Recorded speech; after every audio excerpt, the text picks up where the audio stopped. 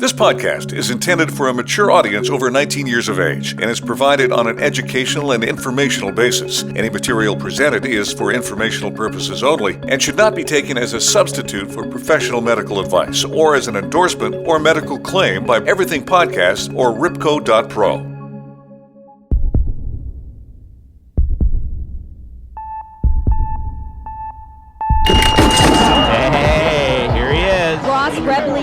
Ross is looking good right now. He's not holding back. To go. He's fighting it right now for all it's worth. It's carve or starve for Ross right now. He's in first place. Ross Rebliati, Canada. 72 hours after Ross's gold medal run. Ross Rebliati has tested positive for passive marijuana. Forced to forfeit his gold medal. Returned the medal and diploma awarded to the athlete Rebliati. They put me in jail in Japan.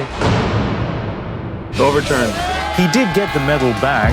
I just wanted to take the control back again. Let's turn this mess into a success. I'd love if we could be part of normalizing cannabis use and to also stand up for the people who use cannabis. It's personal. I'm Ross Rebliati, and this is the Potcast. Welcome to the Potcast with Ross Rebliati, where we explore the world of cannabis through the eyes of one of the world's premier cannabis advocates. I've been at the forefront of cannabis awareness for over 25 years, since that fateful day in Nagano. Join me as we dig deep for gold nuggets hidden in the wide world of weed. It's growers, producers, innovators, and enthusiasts. Don't forget to hit that subscribe button and keep the podcast in your rotation. Cannabis might not be legal worldwide just yet, but that doesn't stop the world's weed enthusiasts from traveling far and wide to sample global cannabis delicacies. In this episode of the podcast, we're taking you on a tour from the pioneering cannabis tourist destinations to North America's first 420-friendly cafe, to the budding industry growing right here in beautiful British Columbia. After all, BC weed is world-renowned, and we've got passionate people who've been in the business since, well, long before legalization, who can tell you where it all began and where they plan to take it. It's like Kyp Rowe. It was a vibe back in the day. Our seed office was 2 doors down from Blunt Brothers. I know Daryl, I know Karen Watson started the Amsterdam Cafe. There was a group of us down there, Mark Emery aside, that were driving the narrative down there, and it felt free at one point. I mean, Saturday nights at Blunt Brothers were a vibe, man. They had bands and you could buy beers upstairs, you could puff in there, and it was packed. There were all these Yanks coming up and buying seeds. And we'll chat with Graham Meckling, who's busy creating memorable tour experiences for visitors to Vancouver Island, served with a side of cannabis. I got a passenger transportation license and all the things you need to drive people around safely in my Jeep Grand Cherokee, and started taking people for drives in the summer. Just put a website up and said, hey, come do some sightseeing tours and get stoned. So awesome. I mean, that's what I would love to do. I'm Don Schaefer. And I'm Ross Rebliati, and this is the Potcast. And now for the pot news. A 2021 study at the University of Guelph concluded that Canada has the potential to become the Napa Valley of cannabis tourism.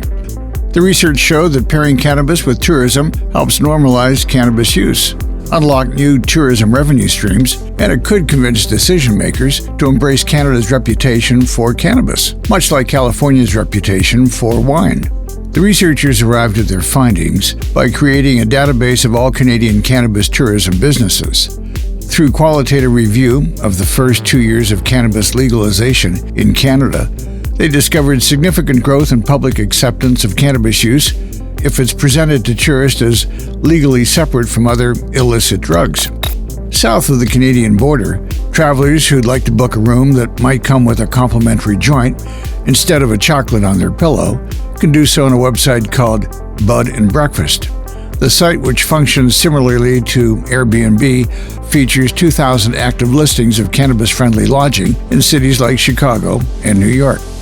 Bud and Breakfast hosts offer places to stay that permit cannabis use and may even provide information about local cannabis shops and other weed-focused experiences to help cannabis tourists make the most of their plant-powered vacation.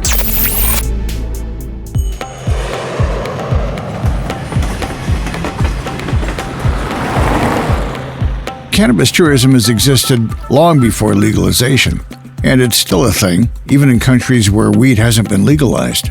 Whether local authorities choose to enforce those laws is another story. Take, for example, Cambodia, where cannabis is illegal, but tourists can buy a slice of happy pizza from food vendors and tourist spots. Each slice, of course, is infused with enough THC to, well, make you happy. Allegedly. Cannabis tourists traveled to Morocco to sample its world-renowned hash. As the world's largest cannabis resin producer, it's no wonder it's an international destination for hash enthusiasts. But even though it's widely used, it's still considered an illegal substance. And on the legal cannabis tourism front, we have the U.S. While Colorado and Washington were trailblazers in legalization and cannabis tourism in the country, weed is now legal in 24 states, with Forbes magazine valuing the U.S. cannabis tourism industry at a whopping $17 billion. South Africa's cannabis tourism has been booming since the legalization of weed in private spaces in 2018. Thailand decriminalized cannabis in 2022, prompting an estimated 12,000 dispensaries to pop up.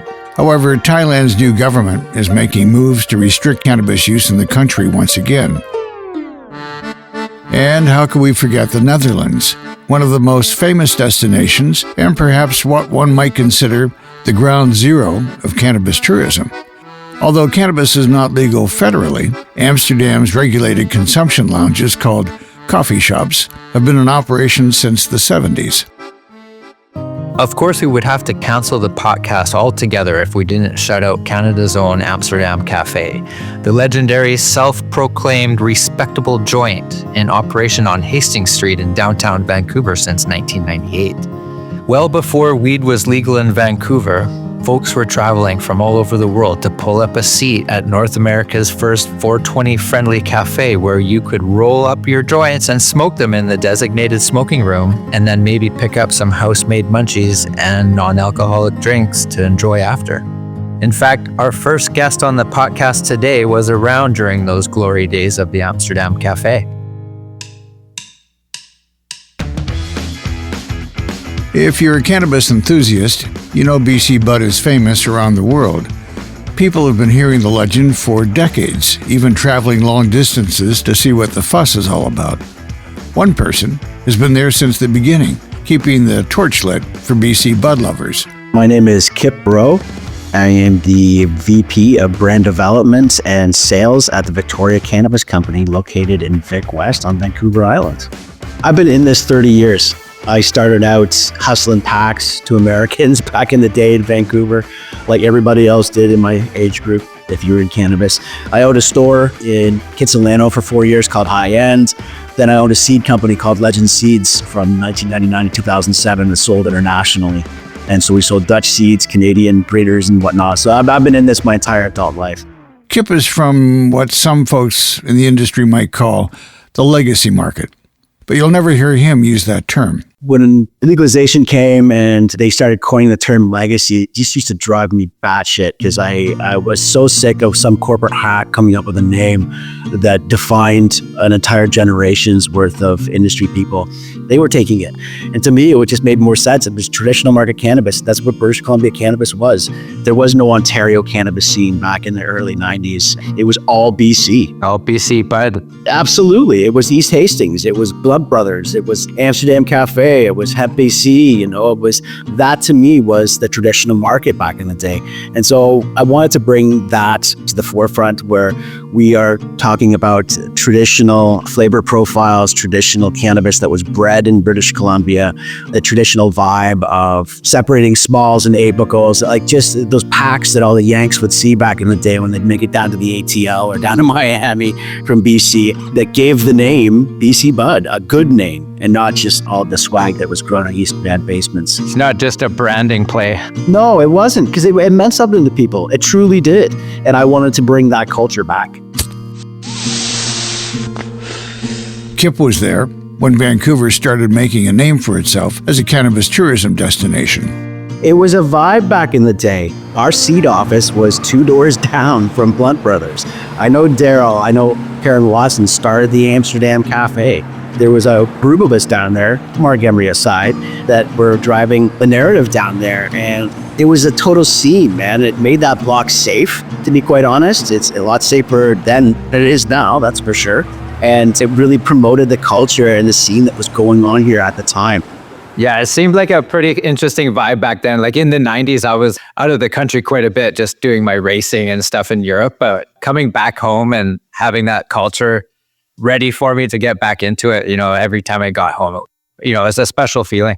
Felt like home, didn't it? Yeah. That's what you equated to BC, being in BC. That felt like home. I know, I absolutely loved it. It was a great time, and it's just incredibly thankful to be a part of it. Well, I had the same kind of trajectory as you did. We had a store in Kelowna, the Ross Gold store, and that was pre-legalization. And I don't want to steal the spotlight here, but for me, it was all about putting my neck on the line and fighting for legalization like everybody else, and not just jumping on to a bandwagon that was already predetermined after legalization. So I get where you guys came from, and I can appreciate it too. You pushed the needle. Everyone in that scene, that kind of like 2006 to 2014 scene, pushed it. They made the government change the laws. They absolutely did. And I love everyone for it. Like, was involved in that time period, Ross. Why we're here today. Yeah, it was quite a magical time. It was almost like the 60s, all over again, where we were like pushing the realms of the law, but doing what we thought was right and coming through at the end of the day. It was good to be part of.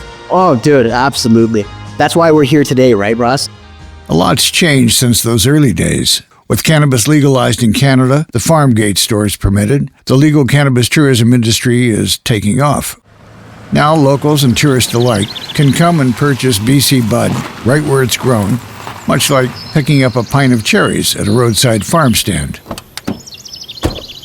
And if you really want the traditional BC cannabis experience, visiting Kyp and his team at Victoria Cannabis Company should definitely be on your itinerary. They're pioneering the scene in BC as the second farmgate store to open in the province and the first on Vancouver Island. I've been on with the team here for about 2.5 years. They didn't have their own brand yet. There were, I think, 5 employees in the entire building when I arrived. I think the last count were up to 36. So it's been quite an adventure. I took this company in and created the brand, the Victoria Cannabis Company, and we've been slowly going on it ever since. We added a standard processor to the building as well. We also have farmgate, obviously, too. So we've got 5 licenses under one building. That's excellent. That's the only way to go. The end game was to make that farmgate store, and we're 14 weeks in now. Wow. It's seeing its fruition. Nice work, Kyp. I used to have hair. I appreciate that, Ross. Thank you, brother. Yeah, no, it's no small feat. Yeah, it's been an absolute journey. I mean, the team is a killer team here at VCC. With Farmgate, we can finally live the dream of seed strictly to sale. And we're in a great spot here, and we're really excited. And seeing the community out here in Victoria has been so supportive of us. It really feels community in a space that, we're trying to educate the public as much as possible as well, too. It's been a wild ride. I'm just loving every minute of it. Also draws about 20 Karens that hate it. But I can't tell you how many letters and emails we get all the time from people that aren't really too happy about us being here. They're going to have to live with it. That's right, Ross. I was in Victoria like a year and a bit ago at an event at a coffee shop, and there was a major turnout for that. It was a happening place that night. I can only imagine on a daily what it's like out there. I got to get back to the island. The scene is pretty ripe here. You can't get any more left coast than Victoria, to be honest. Yeah, right. The epicenter of people taking cannabis very bloody seriously. So big things ahead. Looking forward to our first summer with the store open. That's going to be huge. I'm going to have to come out for that one. Absolutely. Please do. We'd love to have that. I'll show you around the facility as well. We are going to be doing some tours. We don't have a lot of space in this facility. We don't have a window in the store that goes onto a flower room or anything like that. But what we do have in the store is we've got a video that loops that shows all the different aspects of the building and what we do here in the grow rooms, the nursery, the processing, and all of our bud tenders. Some of them have actually worked before the store was open in the facility, and they know exactly what's going on. They can tell you every step of every process. That seems like really organic and a nice way to introduce people who may not know so much about the cannabis industry and its roots. Agreed, 100% agreed. I mean, listen, we've had some naysayers in the neighborhood. I walked 3 Karens essentially through the entire facility before we opened up because they tried to stop this store. I wish I was there for that one. Oh, it was painful. But, education's huge for us. We're trying to change hearts and minds. And it's really important for us to be looked at like any other business in the community. And it's a community based in like wellness, right? And for people to not really understand that, that's a little bit of a uphill battle for the cannabis business. But in reality, it's all about feeling better and doing better and being the best you can be. And that's the message that we're all trying to promote, or most of us anyway. Forget the Karens. Let's get back to what we all came for, that legendary BC bud. What kind of local delicacies can cannabis enthusiasts expect to find at VCC's Farmgate store? Well, first off, we don't just sell our product. We only do about 1,200 kilograms a year. It's a drop in the bucket.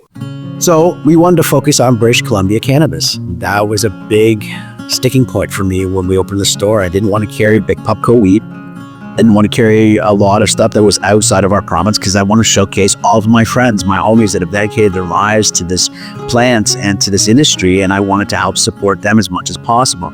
That said, there are certain SKUs that we need to carry to fulfill what our customers are looking for. Mostly edibles and drinks. There's not a lot of companies in BC that actually do that, to be quite frank. So we have had to make some allowances for sure. So they can expect like a snapshot British Columbia cannabis growers when they come into our store, as well as SKUs from BCC that aren't readily available in other stores in the province or in Canada. We do have some stuff that's just available at our Farmgate store. And for visitors who want to get really nerdy about their BC weed, Kyp's the guy to talk to. So to me, breeders are the real authors of our cannabis experiences. And they kind of got lost in the shuffle with legalization, to be quite honest. And back in my life, Freeger's Life Selling Seeds, they were the kings. They were the epicenter of everything. They were the ones that created new flavor profiles, did the hunting. They were the real heroes of our underground industry at the time. So I want to tell these stories again. And one particular one is the very first cultivar that we came out with under the VCC brand was Pomelo Skunk. It was actually called Ciroc, but we tried to get that through the government. They wouldn't let us use Ciroc. And that was bred by a gentleman named Carl from Lanceville Genetics here on the island. It's Citrique cross Rockstar. You can't get two more iconic British Columbia cultivars than that.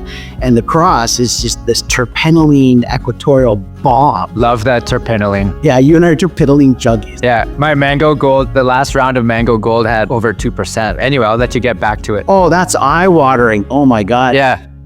So I wanted to tell that story. So every time we have folks come in, they're like, oh, I love the Pomelo Skunk. We get to tell that story about, well, it was bred an hour and 40 minutes.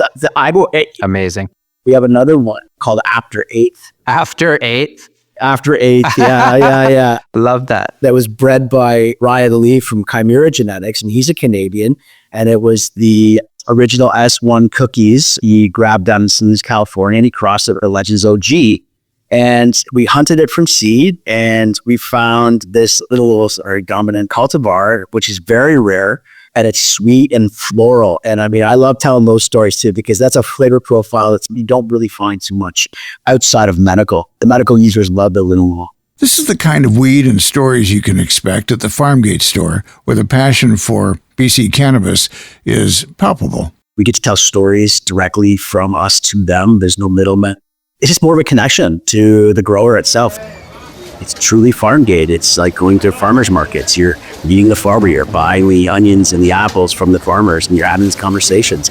I think it's extremely important because as a small cannabis producer, that's what we have is our story. What makes us different from the big pubcos is the care and all of the small parts that we do. The passion. The passion, absolutely. And you can't survive without it.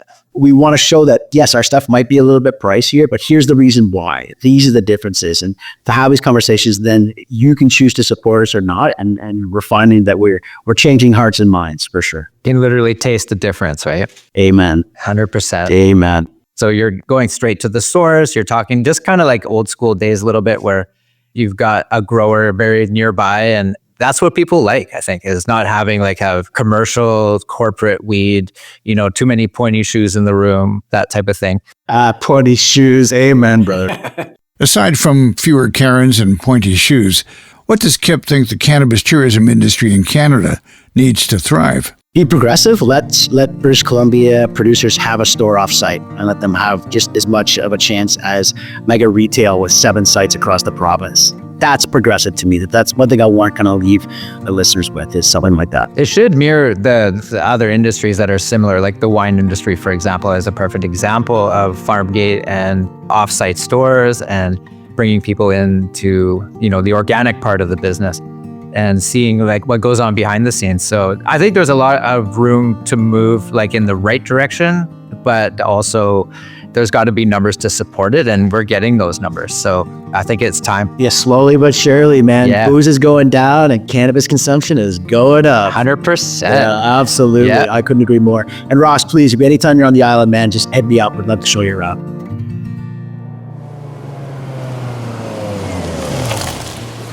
At our next stop on the Potcast Cannabis Tour, we're chatting with someone who can show you some of the best views on Vancouver Island after stopping to pick up some of that delicious BC weed, of course. My name is Graham Meckling. I live here in Vancouver Island.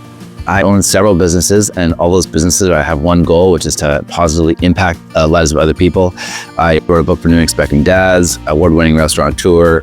I have to-do list cards for people with ADHD, and I prefer a puff over a pint, which is why I started Victoria Cannabis Tours. Beauty. I prefer a puff over a pint myself. Yo, that, buddy. It's funny for me because I grew up in the restaurant business, right? Where for like 25 years, like that's all you did was see alcohol everywhere. Yeah. And there's something really beautiful about a glass of Chardonnay on a patio on a Friday in the sunshine, right? But no one would disagree with that. But I've also seen all the opposite sides of alcohol, right? So as we see alcohol just taking a nosedive in usage and people just enjoying cannabis more because it's just a lot safer, a lot more relaxing. It's nice to be in a different style of business, to put it that way. When cannabis was legalized in Canada, Graham saw an opportunity to use his hospitality experience in a different way. I used to own a couple of restaurants here in Victoria, and when they legalized cannabis, I was like, oh man, this is awesome. And I also thought, man, it's gonna be a big boon for the restaurant business, right? Like there's gonna be groups of 10 people standing outside, trying the latest strain, coming in for preset menus. And then of course it got legalized and absolutely nothing happened. So a couple of years went by and I was talking to this friend of mine that ran walking tours. Mostly of them were Americans coming off cruise ships. I said, how many of these people are asking you for cannabis? And she's like, every single one of them. I was like, what? She's like, yeah, at the very end of the tours, they all whisper in my ear like they're gonna get arrested, right? Like, where do I buy the cannabis? And so I was like, oh my gosh. And then I said to her, like, what are these people paying for a tour? And they're like $150 US to like go for a 2-hour walking tour and have like 2 pints of beer. And I was like, oh my gosh. So I just said, well, that's it. And so I talked to the city and said, hey, this is what I want to do. They said, awesome, that sounds great. And then I talked to Tourism Victoria and they said, okay, sounds okay, but we need to see what you're up to. And I said, no sweat. And then I just launched it just out of my van. I've got a passenger transportation license and all the things you need to drive people around safely in my Jeep Grand Cherokee, and started taking people for drives in the summer. Just put a website up and said, hey, come do some sightseeing tours and get stoned. So awesome. Yeah, because I was like, man, that's what I would love to do, right? If I was going to Portland or 100% Penticton or anywhere, right? I'd be like, if someone's going to pick me up in a nice Jeep, take me directly to a dispensary where I could buy some weed and then take me to a cool spot to smoke it and then show me all these cool places around town. Like that's like my dream scenario.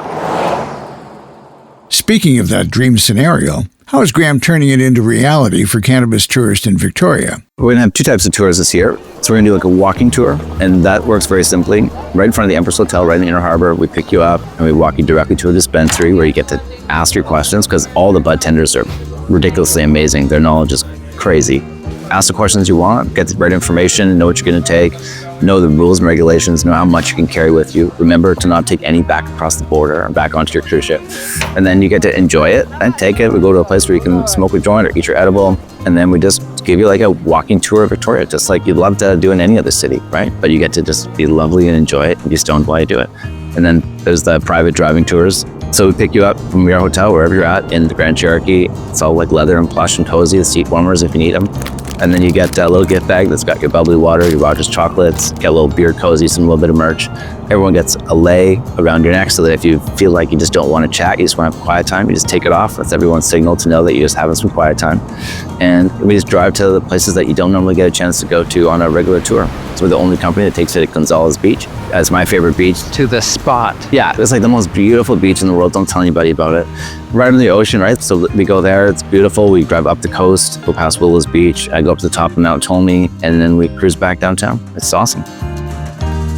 Part of creating an enjoyable cannabis experience for tourists also involves putting their minds at ease about the legalities of partaking in Canada. Because if you come from England, Australia, half the states still, right, where you go to prison if you're getting caught with weed, right, it's very hard to make a little jump and trust a word like Amsterdam and you can just smoke a joint, right? So I saw super high affluent like Americans like walk into a beautiful dispensary, come out like they bought a brick of cocaine and like try as fast as they can to get the lid off right by the garbage can, like looking around, you know, and it's Victoria where it's like people smoking joints all over.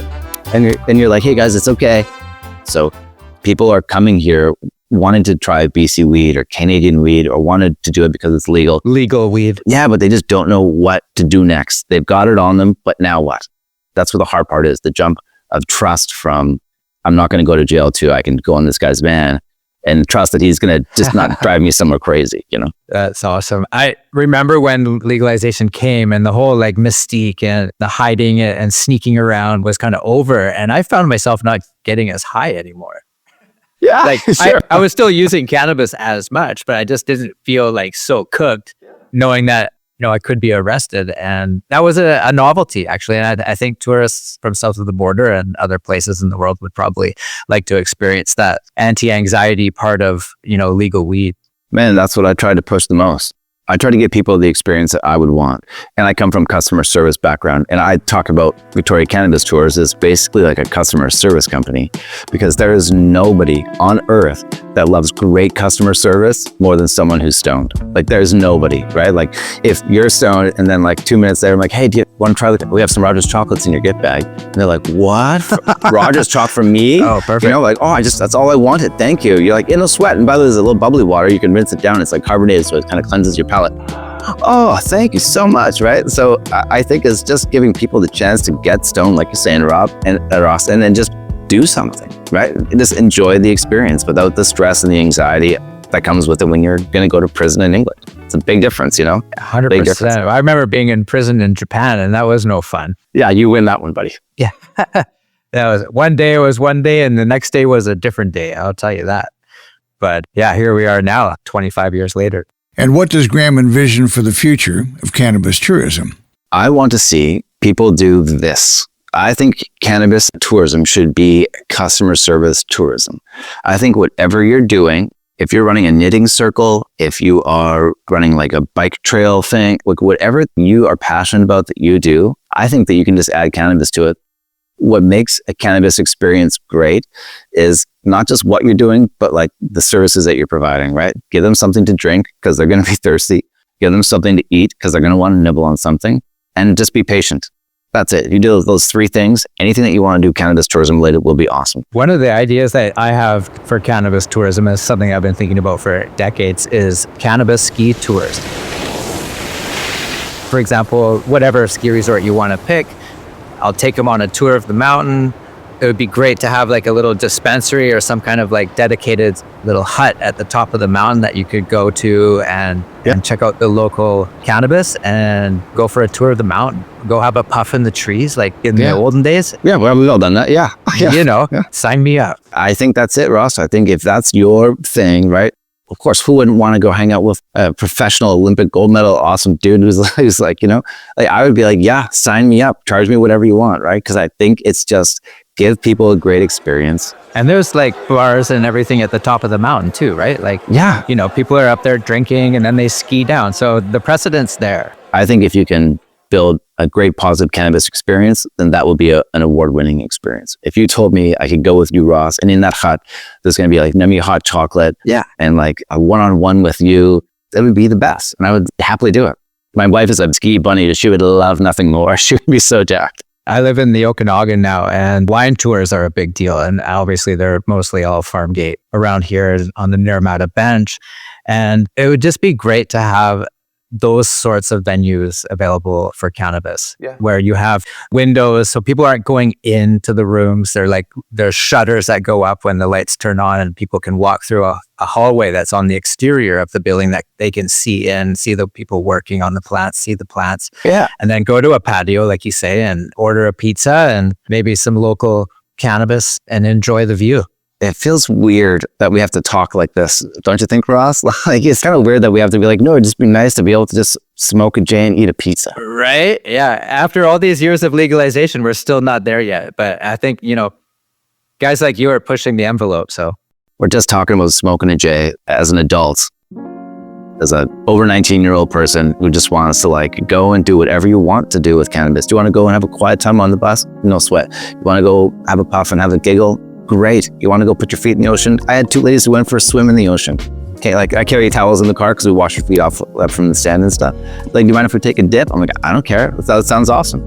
If you want to do those things, it's just a matter of a couple of phone calls to your local city, to your local counselor, and just say, hey, this is what I want to do. It's 100% on the up and up. I want to do it in conjunction with you guys. Let's talk about what the best practices are. Let's talk about what your concerns are. What are you concerned about from the city? If anyone out there wants to just ask me a question about the phone calls that you can make, I'm happy to answer. Because the more of us that do it, the better for everybody. A culture is not one person, a culture is a bunch of us. So I just have to ask this question because it inevitably will happen where somebody greens out or has too much, and then all of a sudden they're hanging onto the railing going, oh my God, I'm so cooked right now. I don't know if I could carry on. Do you have any plans for that sort of? Yeah. One of the reasons why we have the lays is so you could take that off and no one talks to you if you just smoked a little bit too much, right? But also the tours, we have a slogan of a moderate consumption equals maximum experience, right? We don't spend an hour smoking pot, right? And then going back on the tour, because that's not fun for anybody. I think, if you have a couple of tokes and then you jump back into the tour, that's what you want. You want that first little peak of high, right? And I warn everybody and I tell them, hey, just to let you know, this is an hour and 45-minute tour. And on the way back, you're going to be getting a little tired, right? You had a little puff. So it's okay if it gets quiet in here. Don't worry about it. That's part of the tour. That's when you can take some deep breaths, roll the windows down.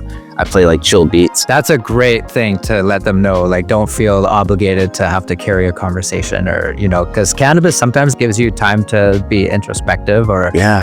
And that's why a big part of what we do is a big onboard speech. Knowledge is power, and no matter what circumstance. And you can just tell people, look, this is how it's going to work. Everyone's safe from here on in. This is government approved, city approved. There's nothing here that's shady or scary whatsoever. All of it's on the up and up. All we're going to do is go buy some cannabis, which is 100% legal. We're going to go to a spot to smoke it or eat it, which is 100% legal. We're going to go on a tour, and then we're going to come back. And if at any time anyone needs anything, they can just come talk to me. I got your back, when we're all in it together. So let's just have some fun. Thanks to Kyp Rowe from Victoria Cannabis Company and Graham Meckling from Victoria Cannabis Tours for joining us today and for doing their part to show the world how beautiful BC is, not just for its bud, but also its people. And of course, the spectacular views. If you've got Vancouver Island on your next vacation itinerary, be sure to look them up for a good time. Join us for the next episode of the Potcast, where we'll be examining the fascinating world of terpenes, the entourage effect, and why the conversation about cannabis should cover a lot more than just THC. Subscribe to the Potcast with Ross Rebliati so you don't miss a beat. Another Everything Podcast production. Visit everythingpodcast.com, a division of Pattison Media. Subscribe wherever you get your podcast.